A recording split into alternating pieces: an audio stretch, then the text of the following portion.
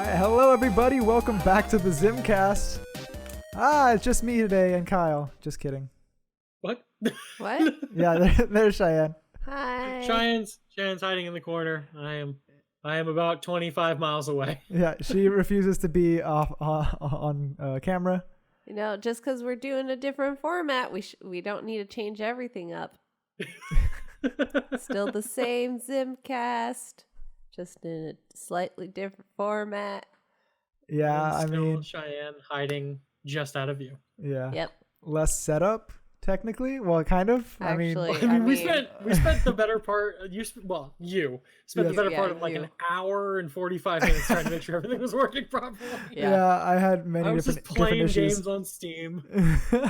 I was looking at coffee and desserts. You're looking at desserts on Pinterest. Yeah. I might bake after this. And then poor Chase was just working. Yeah. Why won't I figured it it record out. my audio? It's like my audio input is not being picked up. What the hell? Welcome to episode 1 of the Kyle Cast. I think that was last week, to be fair. Yeah. Fine, sorry, episode 2 of the Kyle Cast. Yes, well, I'm Chase. I'm Kyle. I'm Cheyenne. Hi. Hi. It somehow feels even weirder having Cheyenne off camera now. Well, that was the thing. Like, I told him, like, hey, do you want to be on camera now? Because the logistics don't mess with the fact that you can be on camera. Because before it's just the table placement and like the cameras that we have. Yeah. But she could very well be on camera right now. She just chose not to be. No. The way you phrased it was like, do you even want to be on camera? I'm like, no. Oh, you're giving me an out? Okay, cool. Cool. I'm gonna take She's like, you gave me an option? I'm like, I guess. I was given Fair the enough. option. I said no. All right, so yeah, as all of you can tell, we are now recording remotely like everyone else on Earth. Yeah. Giving this a try, so there are probably going to be some kinks and some bugs that we're figuring out. So we apologize in advance for how much of a shit show this might be. Oh, yeah. Well, hopefully we can get around that. Hopefully. It's never stopped us before. Yeah. Technical difficulties they've come. All right. So, how's your week been, Chase? Pretty good, kind of. I got sick. I was pretty sick. We're recording remotely. Yeah. No, I was pretty sick during the last episode, actually. I was not feeling well. I remember. Yeah, and that lasted like almost a full week. That was just like nausea and stuff. Not related to like coronavirus in any way, which is, I mean, not worse, but like you don't want to, because I don't want to like tax the resources, like our medical resources, when there are other people that like need it for more deadly viruses, you know? But even so, I did have like a telephonic appointment with my doctor, got prescribed some stuff. I've been feeling better, so I'm good. Other than that, we've been... Cheyenne and I have actually, what do we do? We haven't really watched any shows except for like, I don't think we got any further in Tales from the Loop. Did we mention that last week? You mentioned you watched the first episode. Well, we watched the first 3 total now. Okay, so you've watched 2 more. Wow. Yeah. Yep. And we watched an episode of The Masked Singer. Oh, The Masked Singer? Yeah. And Okay. what was it? Beat Shazam. Oh, Beat Shazam. The one with Jamie Foxx? Oh, What the hell? that show is not what I thought it was going to be. Yeah. I've never even heard of that. Yeah. I didn't know what it was either. I'm pretty good in music stuff. You are, but for some reason, I was doing better. Well, okay, so Beat Shazam is a show that I thought was going a different way. It got back around there, but I originally thought like, oh, it's like a game show where you have to guess a song before Shazam can. I'm like, okay, I'm good at guessing songs in the first like 2 seconds. So I mean, I should be good at that. They start playing. It's 3 pairs actually, of people that are basically trying to get the song title fastest, and it's multiple choice. I was like, what? That makes it no fun if it's multiple choice.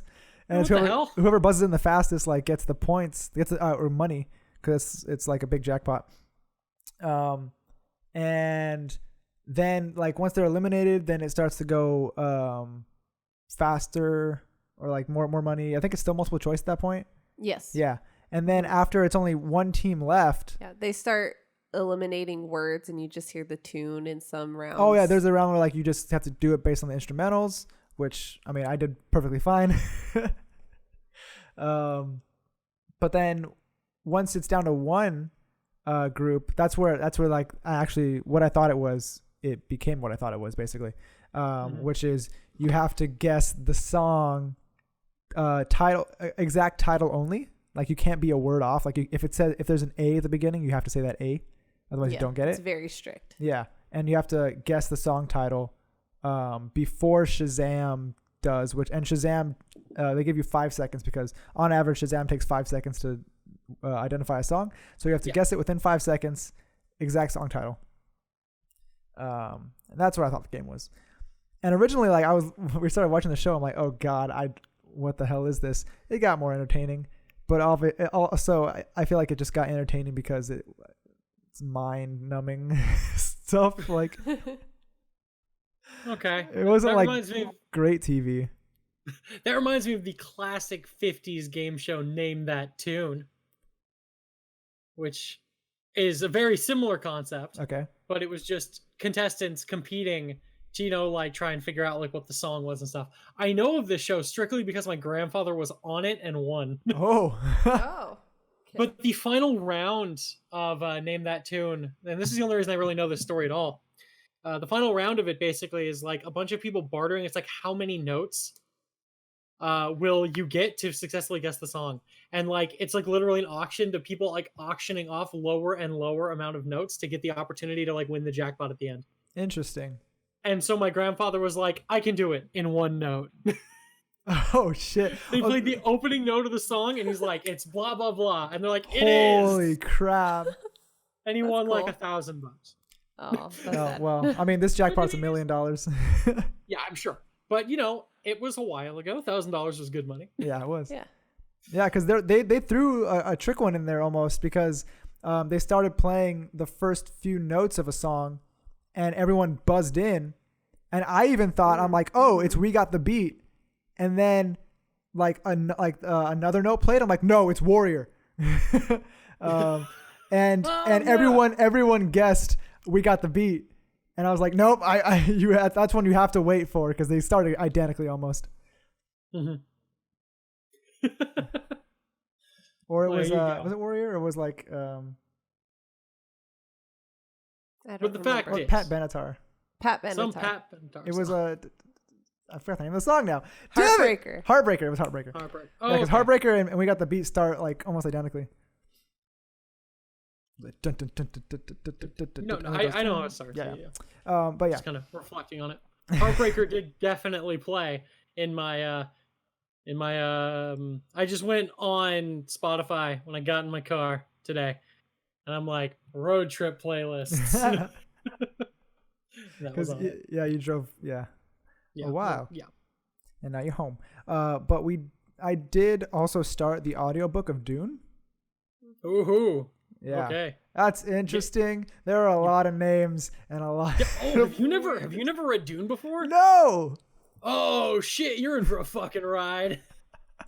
I'm like, what is happening? Benny Gesserit, fucking,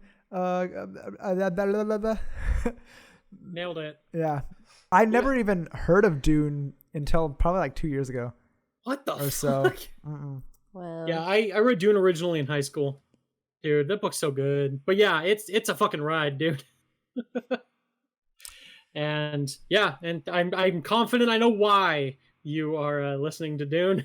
Yes. Are you prepping for the movies? Yes. Exactly. I'm excited from like the shots that we've seen from the set of Dune. Mm-hmm. We have Oscar Isaac and Timothée Chalamet. Dude, the cast across the board is great. Yeah. We have fucking like unrecognizable Jason Momoa. Oh, right. Yeah. With a shaved face. I was like, what? Who are you? Who are you? Yeah, but that looks like it'll be cool. And it's Villeneuve, the guy Denis Villeneuve. Yep. Who directed two of my favorite movies, two of like some of my all-time favorite movies, and Arrival and Blade Runner 2049. Dude, yeah, no, I know. He's been knocking it out of the park, which is the only reason when I heard that they were remaking Dune again that I had faith in it. That's the only reason apparently anyone has faith in it is because he's directing it. It's always entertaining somehow when everyone's like, okay, we have perfect faith in this person whose last movie was a critical failure. What was the last movie? Blade Runner. Oh, actually, yeah, that's right. It did not do well. But that's such a good movie. Like, I felt so bad for that movie. Well, yeah, it was great. And it just, nobody watched. Well, not nobody. It did well. Yeah. It just didn't do anywhere near well enough for its budget. Yeah. I remember, because I remember me and you watched the first, like, Blade Runner director's cut, I think was in theaters. I think it was the final cut. Or the final cut, yeah. The final cut the week before. Or I thought it was like, the day before. Was it? Oh wait, I think it was the day before. It was the day before the premiere, and then we sat together, and then the next day for the premiere, we sat in the same seats. The exact same seats in the exact same theater, almost exactly 24 hours apart. Yeah, it was such a. I remember watching that. It was such a good movie, and then that weekend we were not busy. I was like, come on, people need to watch this movie. Okay. Yep. I got bored. I'm sorry. It was pretty. Yeah, it pretty was damn great. Yeah. I mean, I felt it was long. I felt similarly with I had a stomach ache. Okay, I felt similarly with Onward, because Onward did That so one I well. feel It's just bad for. I feel bad for the time that it was released. Like, 'cause Onward is a great movie in a very unfortunate release period. Still haven't seen it. It's not on. Is it streaming now? It's on Disney Plus. Yeah, it's on Disney Plus. I just haven't seen it. Been on yet. Disney Plus. Yeah, that's right. It has been because you want to watch it again. Yeah. Oh, Chase well, told whatever. me it was too soon. Yeah, we have other things that we can watch. Like, But I want to watch. we did Onward. watch Star Wars Episode 1, Yeah. Phantom Menace, Why? because we have started a campaign of Lego Star Wars: The Complete Saga, and so okay. yeah, Yeah. what we're gonna do, we're gonna watch the movie, the movie, and then we're gonna play through that chapter of the game, that episode of the game, and then once we finish it, which we already actually have gone through episode 1 in the game, we might go back and like try to 100% those levels, Yeah. at least with like mini kits and stuff, and then we're gonna watch episode 2. I think we might watch episode 2 tonight. Yeah. I'm not looking forward to it. Nope, not a good movie. No.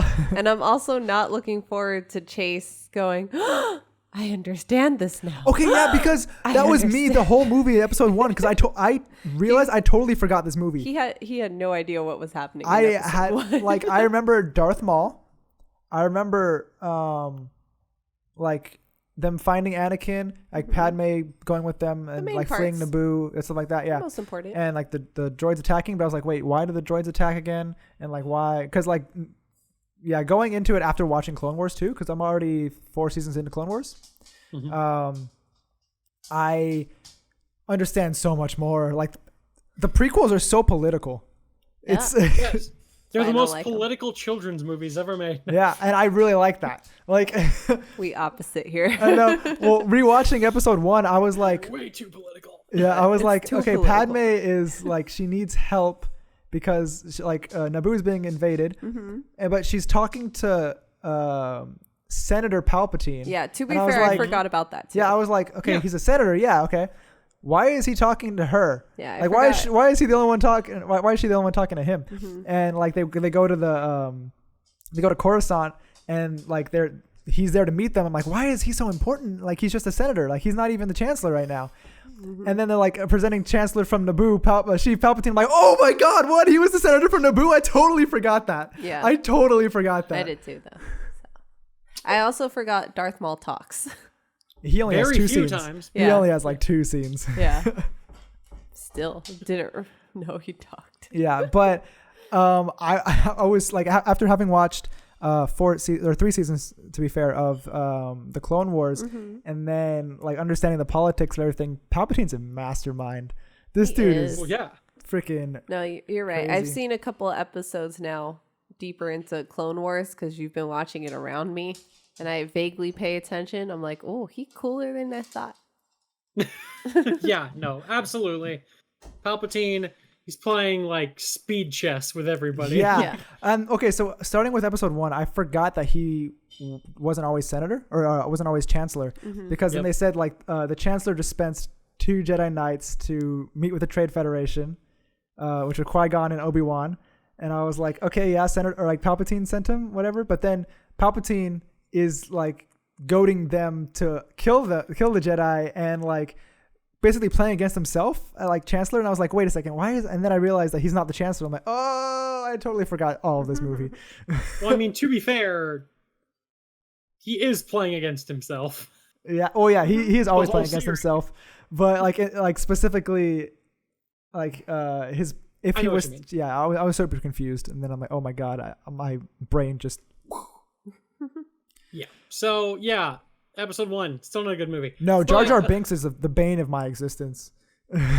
Every time I watch that movie, I remember that Okie Day comes from Jar Jar Binks. Okie day. Still, Look, there's only still one thing. hate the prequels.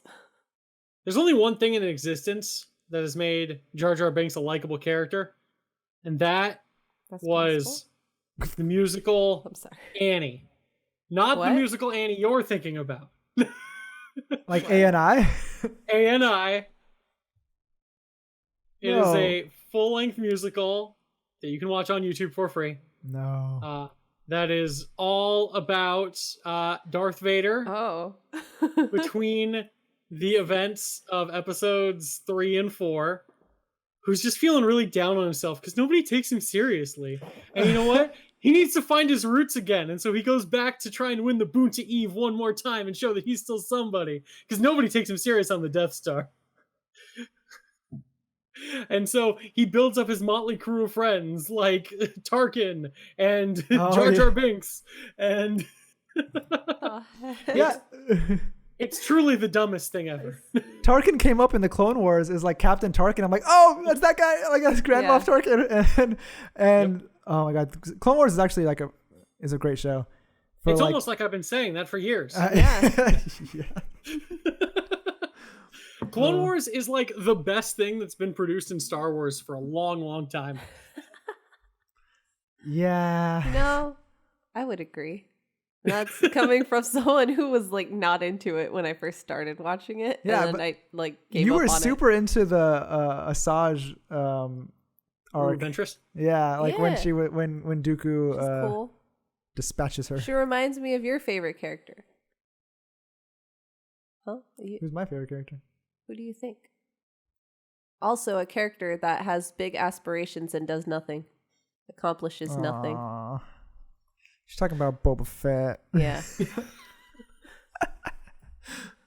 Super cool. Doesn't accomplish anything though. I know. My friend and I my friend's favorite episode, like our friend favorite episode is episode 1. We talked about this before on the podcast. The favorite episode is episode 1, and their favorite character of all time is Darth Maul.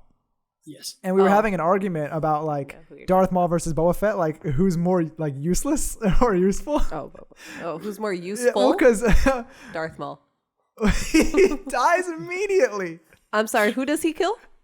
Oh, Qui-Gon. Exactly. Liam Neeson, great as a Jedi. Yes. I will say, Yeah. like he is one of those silver linings of that movie. And that fight No, that yeah, he dies absolutely. in, Yep. where Darth Maul proves he's better than Boba Fett. I'm sorry, what did Boba And where Fett he do? also proves he's so incompetent at fighting that he can't swing at somebody who just like flips over Oh, I him. know, right? Yeah, yeah. He was surprised. He didn't expect a Padawan to like just flip Use like a basic ass force power. Yeah, that. yeah. Exactly. Yeah, that's funny. Like like he's like a Padawan right on the edge of becoming a master. Like you can't underestimate him. But I think You know did we talk why? about this? Why? Obi-Wan, Oh god, best Jedi. Obi-Wan, best Jedi. She always says.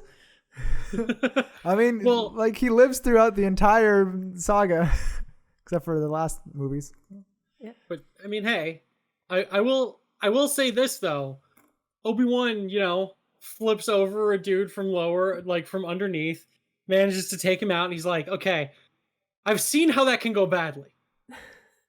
So if I ever find myself in this situation later, I won't let that happen. Yeah. Cut He to episode learns. 3. Yeah. He Elder learns. Anakin, I have the high ground. And proves it. See? Obi-Wan, best Jedi. Oh God. Now, I mean, does he train the character that will eventually destroy planets? Yes, but he was following the wishes of his master. Well, I will say something very deeply true.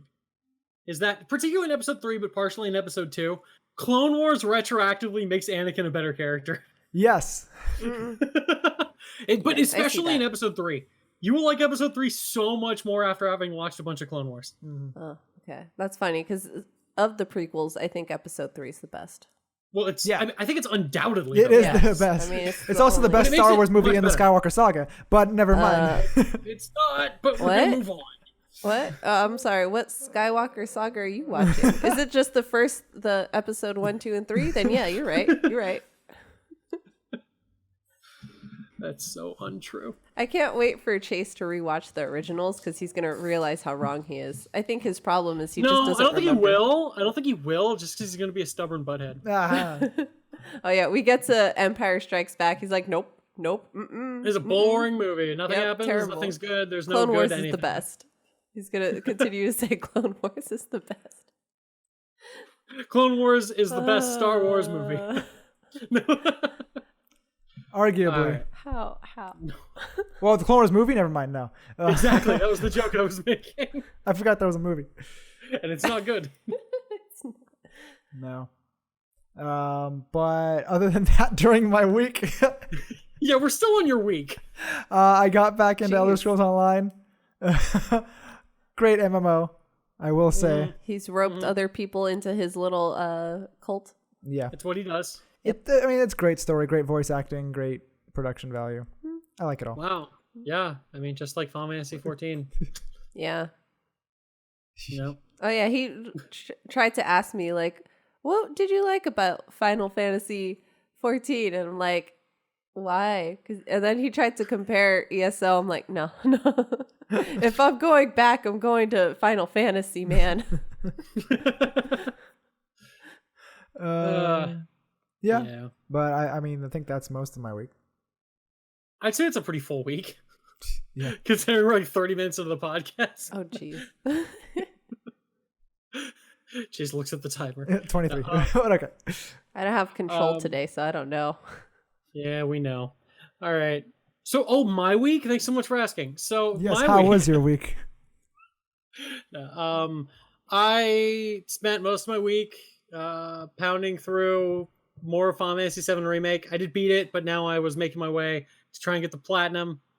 A lot of bonus extra fights and playing through hard mode, it makes the game actually challenging. A challenge. Quite a bit more challenging. The final boss fight, well, not real. The whole final chapter is just like beastly hard compared Yeah. to the first time I did it on normal mode, where it was like no problem at all. I was like, what the fuck happened? But regardless, I do have to make a correction and an apology.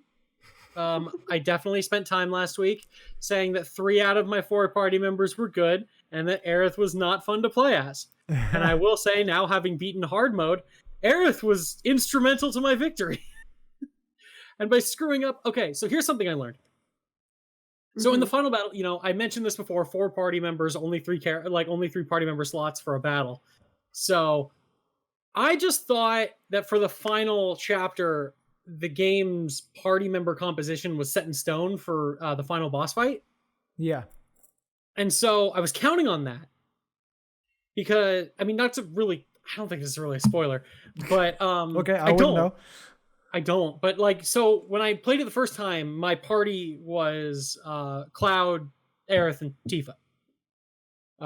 With Barrett kind of doing other stuff. And I'm like, oh, okay, cool, that makes sense. Whatever.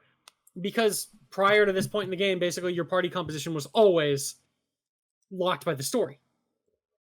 But I was playing this time and I was counting on that. So during the part in the final chapter where I was using Barrett, I was burning through all of his MP because on hard mode you can't use items and there's no way to restore your MP in any easy, simple way.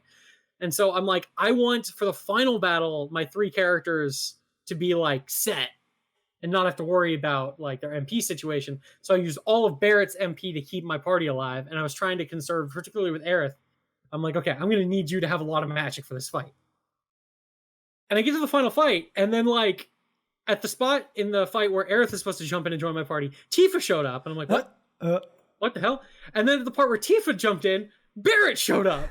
And I'm like, no, Barrett, no! You have 4 MP! You can't cast a single fucking spell! Turns out, there are a bunch of choices you make throughout the game that affect like your party member relationships and stuff. And so the character you have the highest relationship with joins like first, and the character you have the second highest relationship joins second, and the character like you had the lowest relationship joins last. But because I was doing things to try and get certain like progress towards certain trophies and stuff, yeah, I like didn't do some of Aerith's side quests and stuff. And so that dropped her relationship rating with me down. And so she didn't join me in that fight.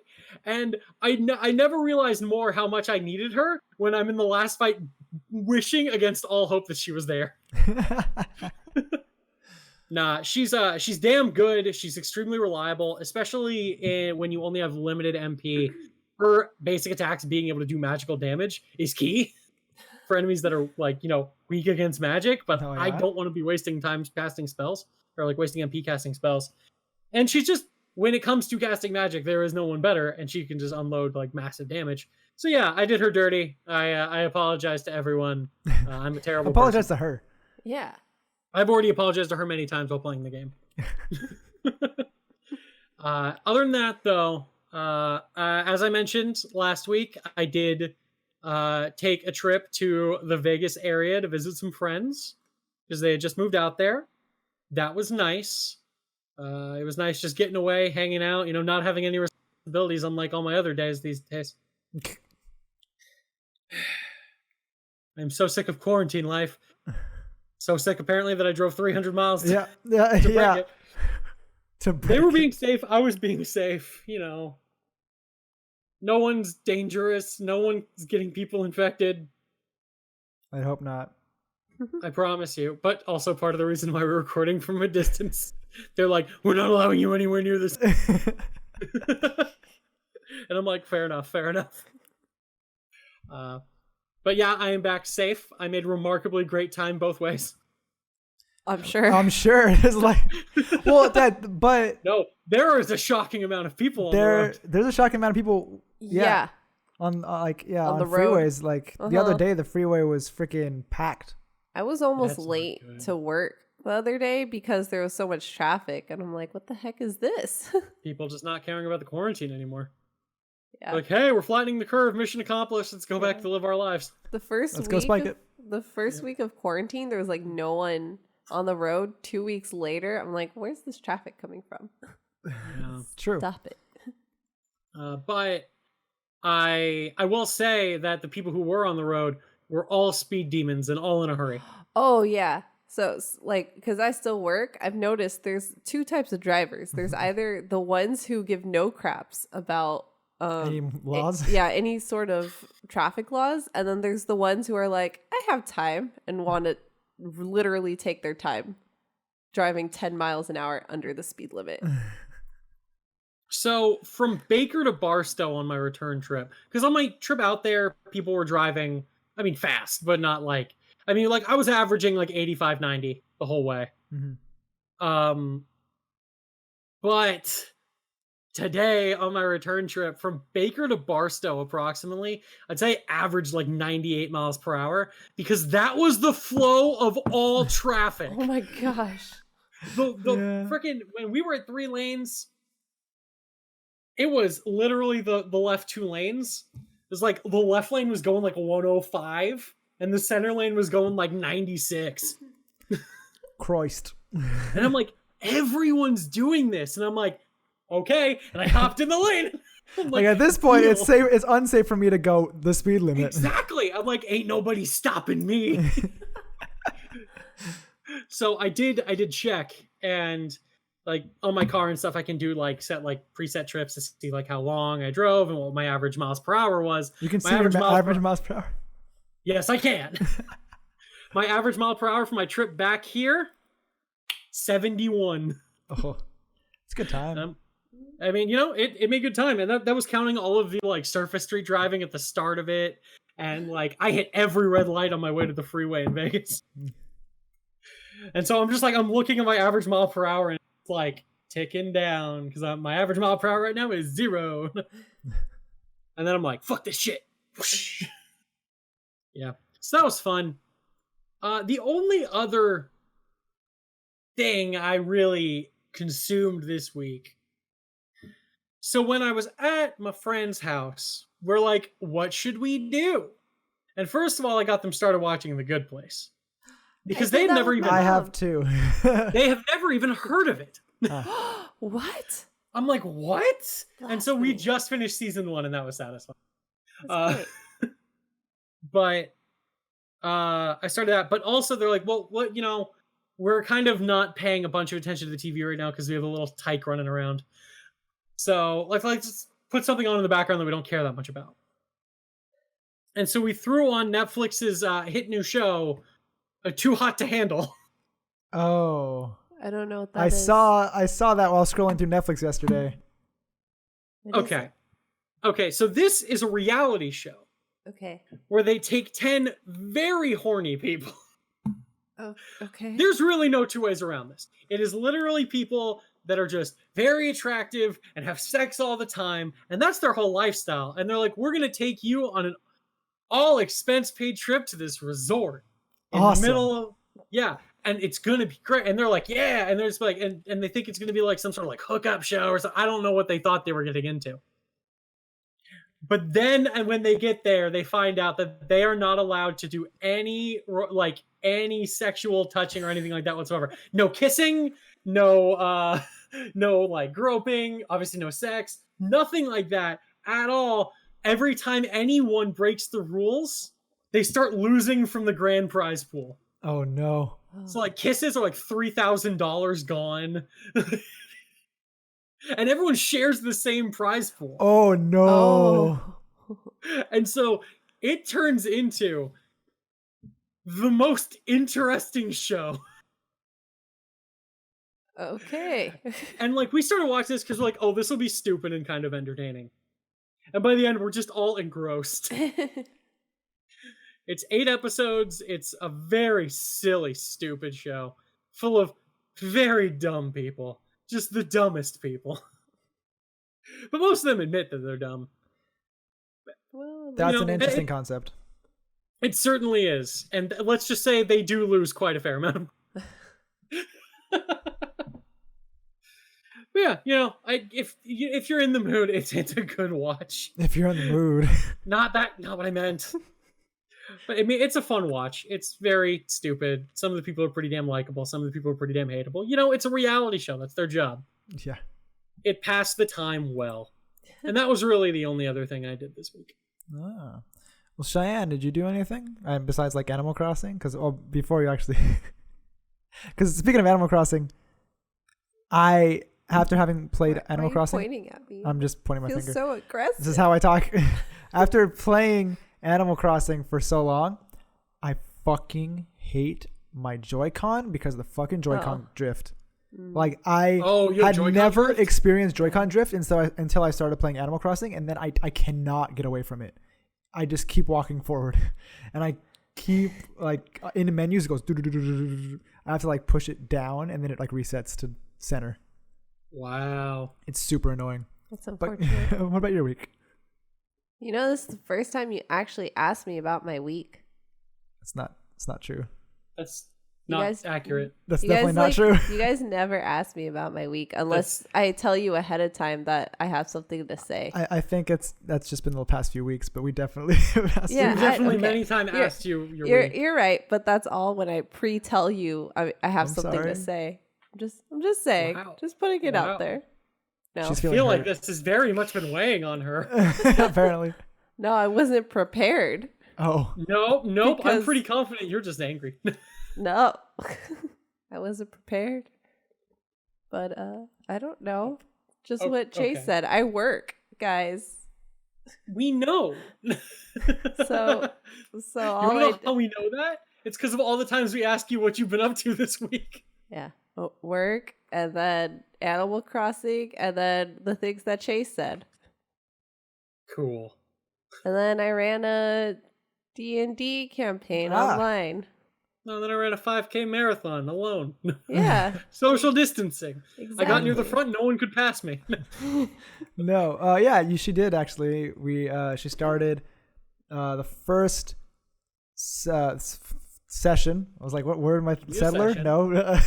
First session. The first settler of I've been playing Catan. too much Civ, okay? The first session of her like mini campaign that we were all a part of, but Kyle Her was not mini here. campaign that doesn't have a name at all, apparently. No. Lost Minds of Fendover. Yes. That is the name of the campaign. She's incrementalizing it. Mm-hmm. What does that mean? We'll see. I think based off of how you guys played the last time, it's not going to be what I thought it was going to be, which is okay. It works out. I'm very confused. Don't worry about it, Kat. I'm in this campaign, but I was not able to play.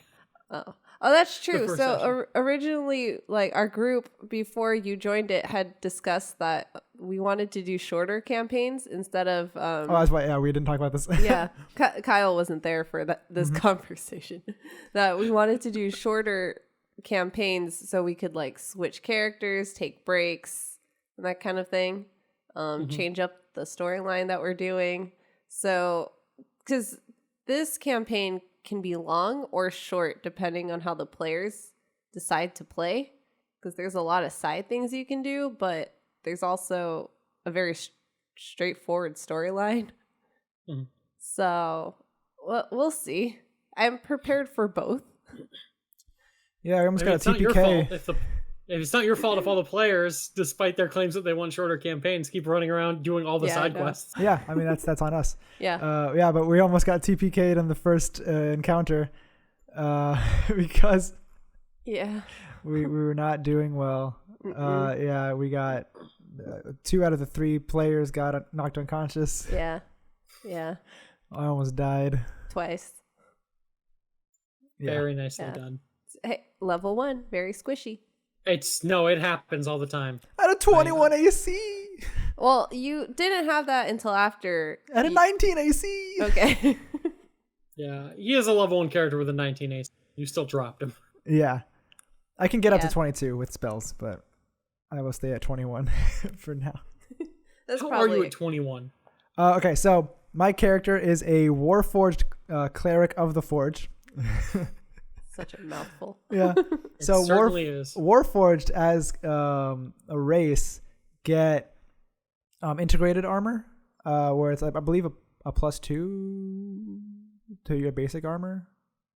I don't remember how it works, but it's legit. Yeah, and I think I have like scale mail with a modifier of +2, or actually no, chainmail. Sorry, so that puts me at 16 plus the 2 is 18.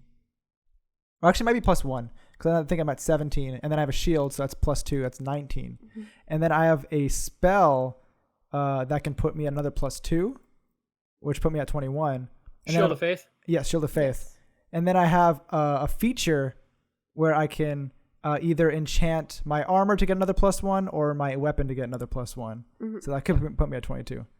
But I put on my weapon and then hit nothing. But well, that's how it goes. No, because I knew, because I'm playing a cleric of the Forge. Because like I have the same setup with like the scale mail plus the shield. Plus, I am using the feature to buff up my defense to get it up to 19. And I'm like, how the fuck can this guy get this up to 22? Yeah. It's the race I forgot too. about the Warforged thing, Yeah. too. Alrighty. Well, that's exciting. But yeah, I am excited to start playing with you guys next week. Or this week, or whatever week it is. I don't know anymore. What day is it again? I don't know. Sunday. Bloody yes. Sunday. Speaking of Sundays, I can never get the freaking turnips to come on my animal in Animal Crossing. I haven't met the person that sells the turnips. Well, that's because you're never awake in the morning.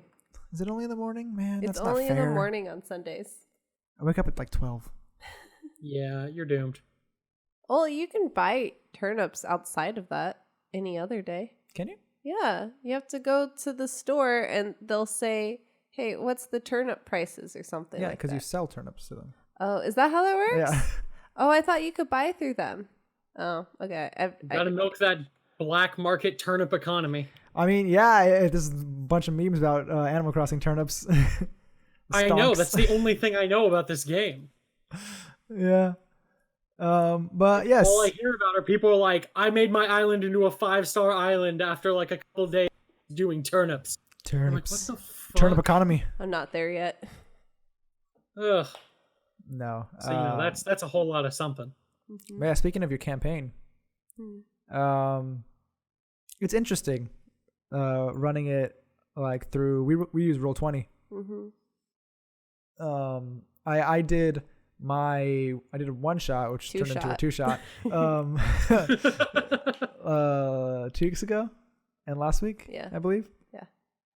Yeah. And that through Roll20 was very interesting just because of like the tools that are at your disposal. It feels the same but different. Like, yeah. I mean, I get it, but that is a weird Yeah. thing to say. yeah, Yeah, I get it. communally, like, Yeah, because the energy. Dungeons and Dragons is like really a communal game. We've talked about this like a lot. How Plenty of times. yeah, plenty of times. How it As really it should be. brings That's how we describe ourselves. as Dungeons and Dragoneers. Yeah, not quite We're that the way. Dragoneers. You can be one too, because saving our dragon is the thing to do. Oh, I need to add that somewhere. Cheyenne keeps Dragoneers. adding puns into her freaking shop names. I am enjoying myself. Like her inn is named Step Right. Freaking Step Right in. in. I'm enjoying myself. Okay. Okay. No, but you do what you got to do. yeah, it's humorous. So like Dungeons and Dragons around a physical table has like a certain sense of that group feeling of togetherness in a game, and you can kind of still emulate that through video chatting or voice chatting, but at the same time, like, it's the difference between, since we're quarantined, like interacting with your friends normally versus video chatting them. Yeah. And it's like you still get the interaction, but is it the same? It's like it's the same but at a lower level kind of type thing. And for some people, like digital campaigns are really the only way they can run them, with like, depending on people's, like your friends that moved away, like the only way that they can feasibly join the campaign that you're running is through video chatting or like phoning in. Yeah. And that's still a great way to stay connected. But like, yeah, there is that change of kind of feeling that you have. It's definitely it. Okay, so I have played D&D at basically every level on this spectrum. So I started playing obviously around a table in person with a group of people. That's how I did it for the longest time. After some of my friends moved away, we did transition over to doing it on Roll20 to like finish off the campaign we had been doing for like a year and a half. But then, yeah, obviously for the longest time, we would gather at one of my friend's house, and a couple of other friends would call in basically on Skype and play remotely like that. But most of us were there in person. And I will say, having played like everyone local, everyone like separated, and like a weird Hybrid amalgamation of the two, don't do the weird amalgamation of the two. Like, it was how it was because, I still wanted to hang out with my friends that were like, here and close and personal, and I still wanted to have my other friends be able to play and hang out with them. But yeah, there's a huge disconnect between the people that are there locally and the people who are calling in. And it definitely has like its problems, but if you can, I'd say automatically, easily, and obviously playing around the same table with people is the way to go. Yeah, that's ideal. You can feed off each other's energy way more. It's just, I feel like it's always a higher energy game. Yeah, you're more connected. Like you can feel more immersed in the environment of your friends and your group. Yeah.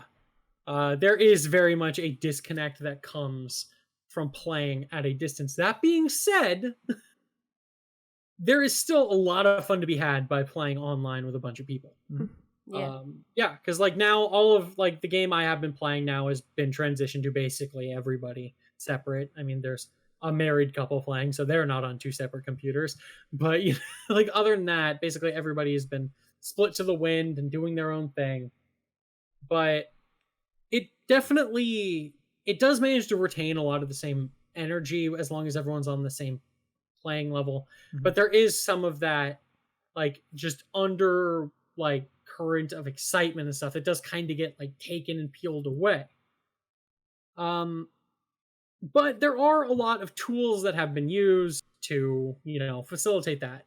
So there is like the obvious thing where like, you know, you just like Skype in, you do like theater of the mind play where you're just like, oh, you know, I describe what happens. We don't like have a game board or whatever. And we just kind of battle play out map like that.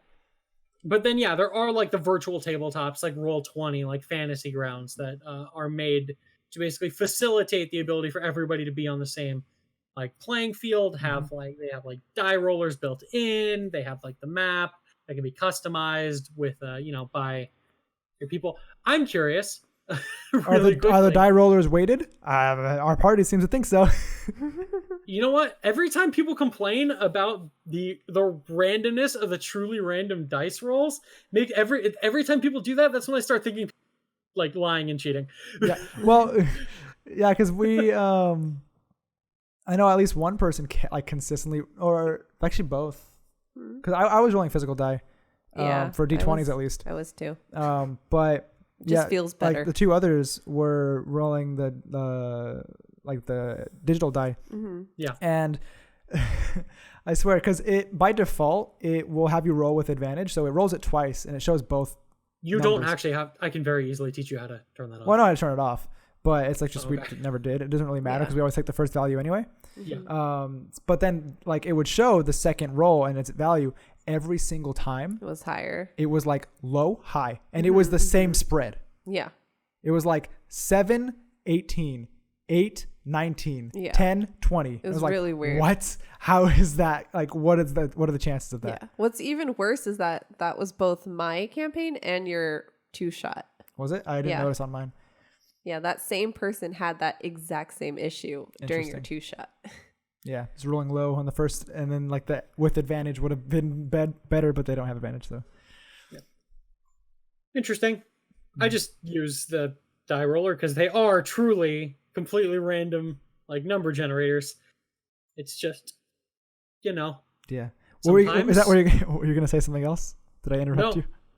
No, I mean, that's basically what I was getting to. Okay. Yeah.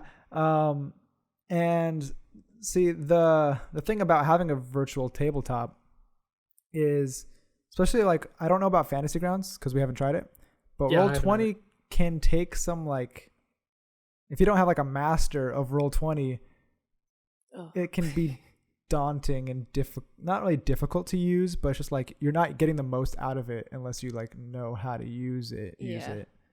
I mean, yeah, that's generally going to be true though, to be fair. Yeah. No, I mean, yeah, that's part of the reason I didn't want to run a campaign in Roll20. It does require more prep work.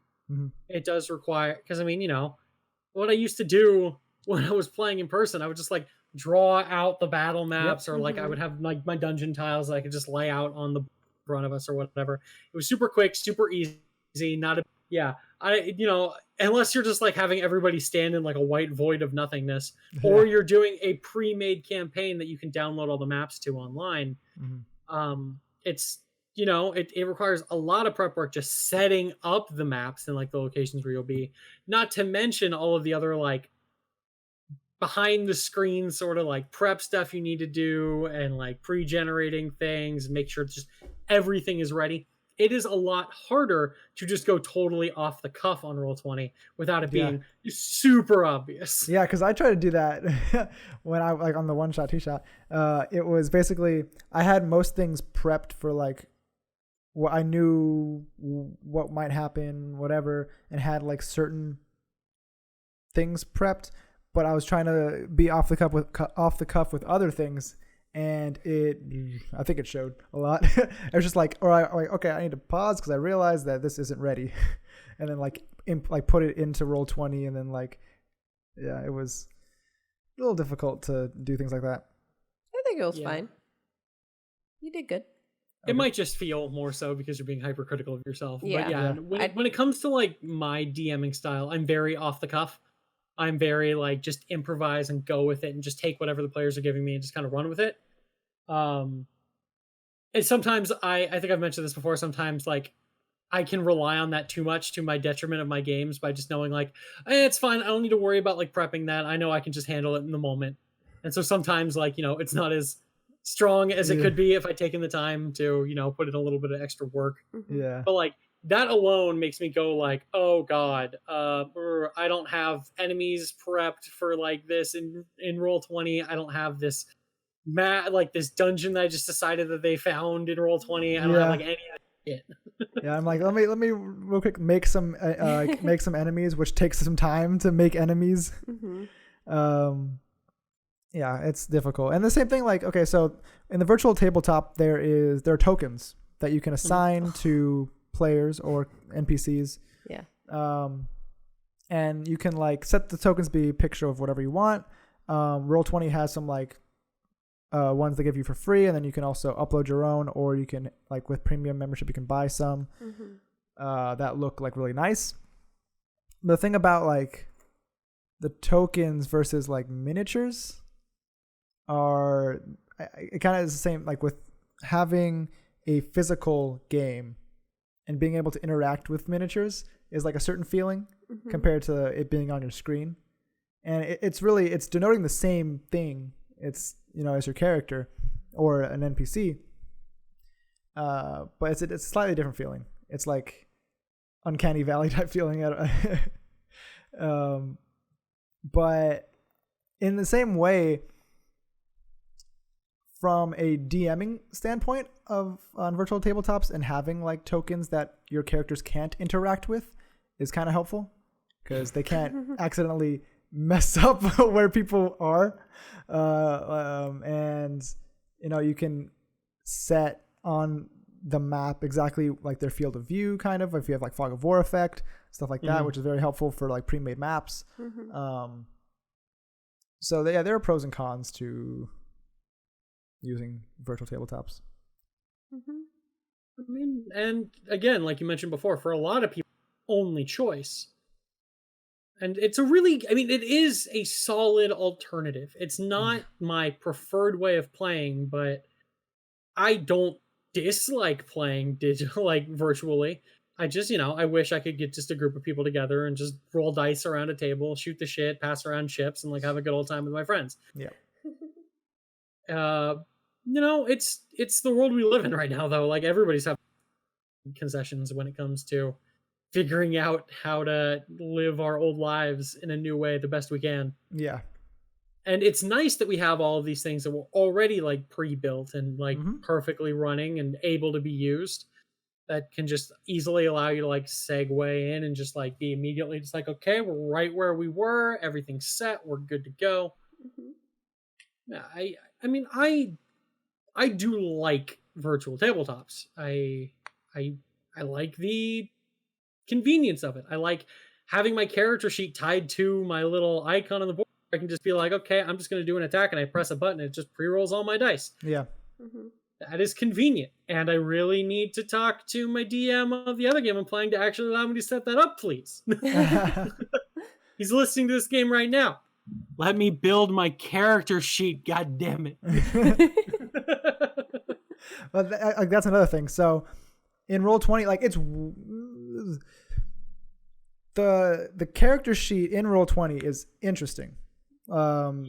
Because like, well, you can have, because it runs on the SRD, right? Like basically all the free content of D&D you have access to. Like it's like the compendium already has it, so you can just like put it in your character sheet, whatever. But anything from like any other books, you would have to like manually put in. If you, I don't. There might be a way of like buying that stuff.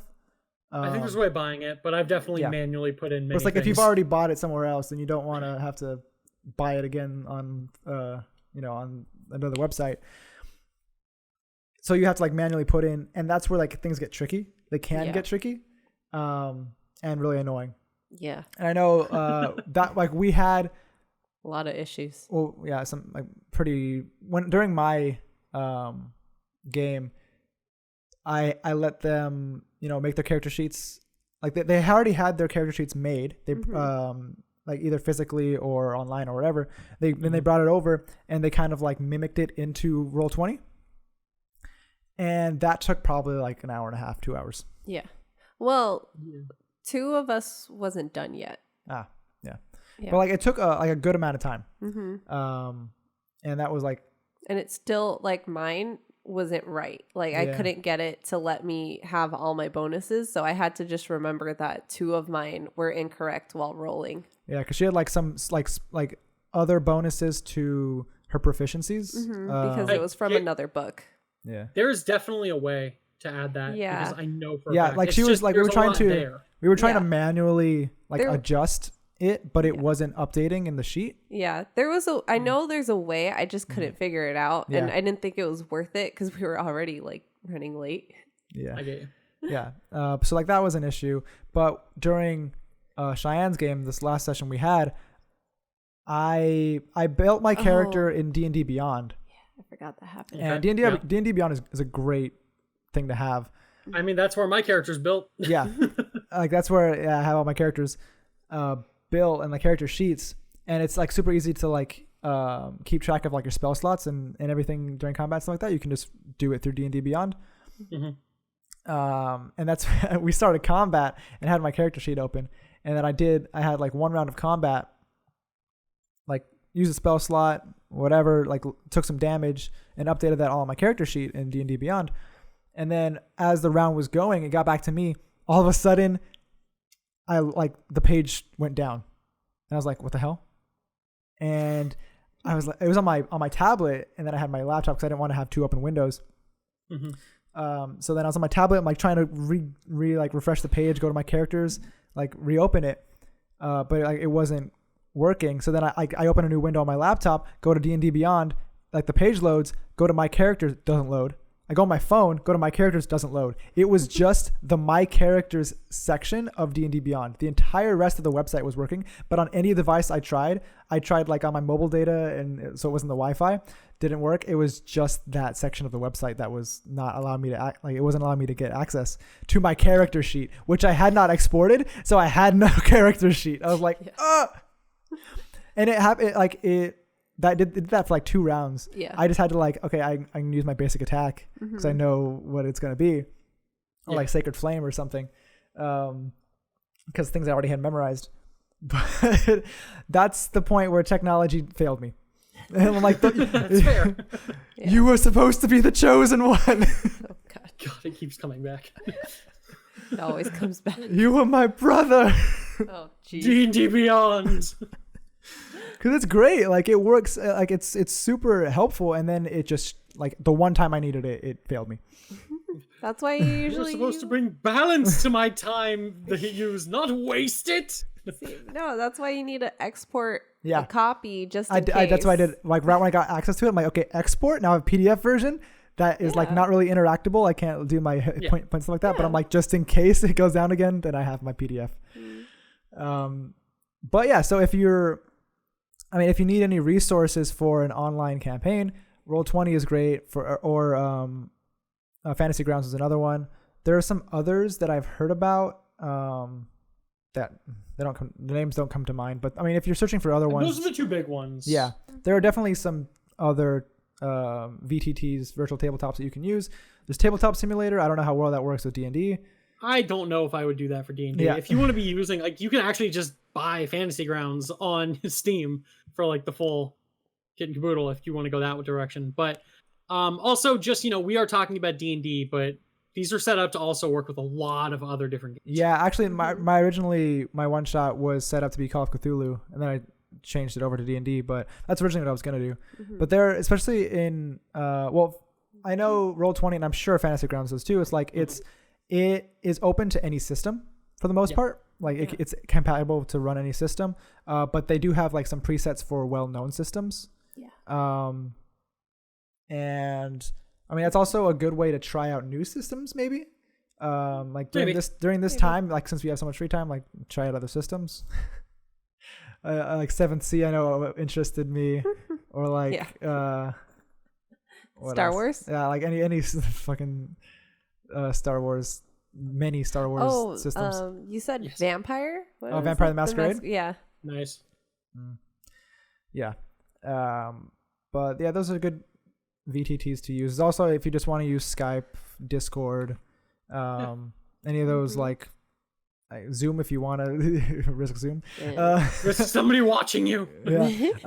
I mean, you can just do Theater of the Mind stuff where you don't really need a battle map. I mean, if you're really desperate, if you have an overhead camera, like that was my original plan. Like for the DM, if you have an overhead camera, you can like Skype in and have a battle map, and then the DM will control the characters like fucking chess knight to D4. Yeah. That was actually originally what we did when I was playing Curse to Strahd the first time. When somebody wasn't there, we basically hung one of our phones from the lamp above.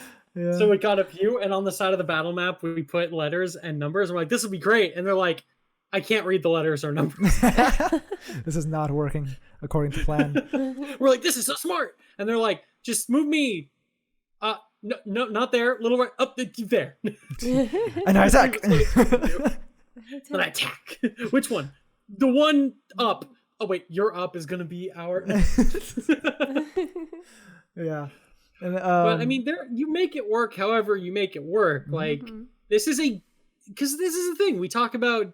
D&D and just tabletop games in general as being great ways to socialize and connect with people. There is no better time to socialize and connect with people than now. Yeah, that's very true. Oh man. Yeah, it works. It works pretty well as long as you put in, the time and the effort to learn how to work it. I don't really have any complaints with my time playing virtually. And there's something to say about that. Because there are a million ways it can go wrong. Yeah. There are. And it's just nice to have these tools at our disposal to allow us to do more. Yeah. And then there's also D&D Beyond. Sorry. This video paid for by Roll20. Yeah, I was gonna say we're not sponsored by D&D Beyond or Roll20. I was literally about to say that. We just use these services and we don't hate them. Yeah, but I mean, yes. Speaking of D&D Beyond, that is a good resource for character sheets. If you want to buy like digital copies of the books, that's where I own all of my D&D books. Yeah, because you can have a virtual compendium of all that information, and once you buy the books, you can easily make characters using all that content. Otherwise, you'd have to like add homebrew content, which you can do. Like if you own the physical, do they allow you? Because I know that originally they didn't allow you to like register your physical copies. You can't make. Well, I mean, no, and you can't add classes. To be fair, but you can add subclasses. So like, if you are like, I really want to play this class that's available in this book. Isn't the Artificer the only other? I mean, yeah. Like official class, yeah. Yeah. You can't. That's interesting. Yeah, you can add subclasses, and that's what I did because I own Xanathar's Guide physically. So I had to homebrew like for Domain of the Forge, like for the cleric, as a subclass. So I had to manually input that stuff, which I mean took a bit of time. I bet it did. And see, I just own Xanathar's on D&D Beyond, yeah. So it's super easy for me. I think that took and you also, almost what 2 hours. I will say, what is cool about D&D Beyond, like for Xanathar's, for instance, if you aren't interested in all the other content in the book, but you do just want to get all of the subclasses, you can just specifically pay for access to just the subclasses. Yeah, it's like $2 or something like that for just like a limited amount of stuff from the book that you want to take it from. Yeah. Literally anything in that book is itemized down to just get what you want. If you just want access to monsters for like encounter builder or whatever, you can just buy the monsters. If you just want the magic items that are in there, you can just buy the magic items. It is really cool. It gives you a lot of option. Yeah, and there's also I think if you buy the things, it also discounts the price of the overall product. It does, I believe. Yeah. It's if you own something, if you own something in it, then it'll like discount a certain percentage.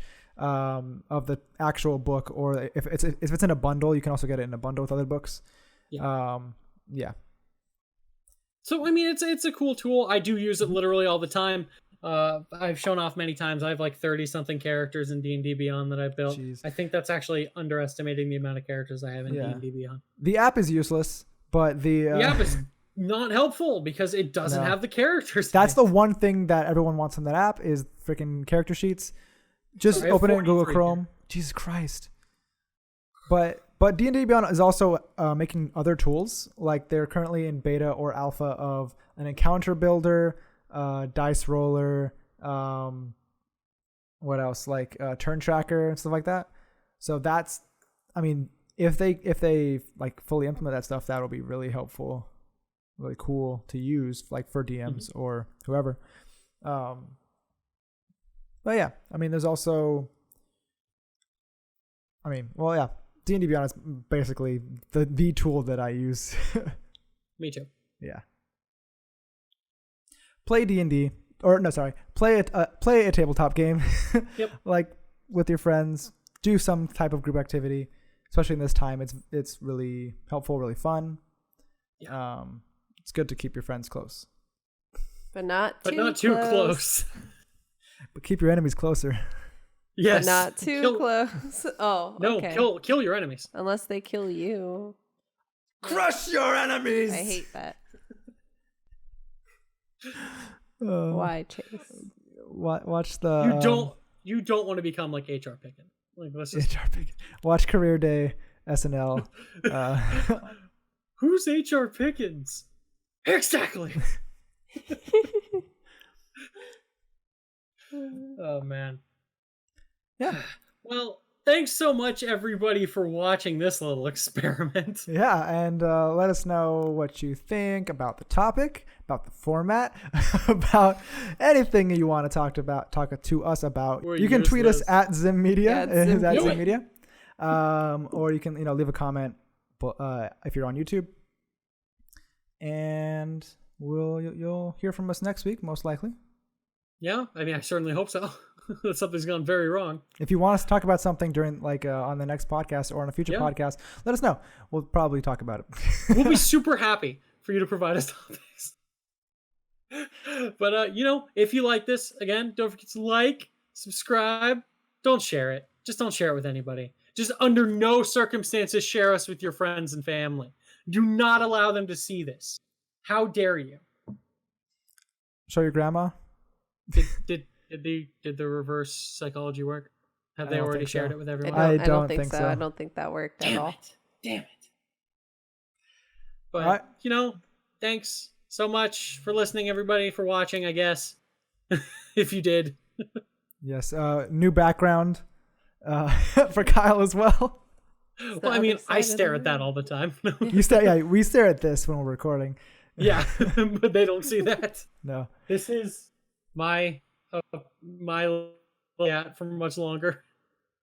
Yes, you're moving people out. who've watched the Raging Loop videos or my rant about the delays know this section of the wall very well. Yeah. All right. Well, let's stop before because the recording might stop and I might have the lost internet's Kyle. Falling apart. Yes, I'm losing Kyle. Oh, okay. We gotta go. Goodbye, everyone. Thank you for listening. Bye. I'm Chase. I'm Kai.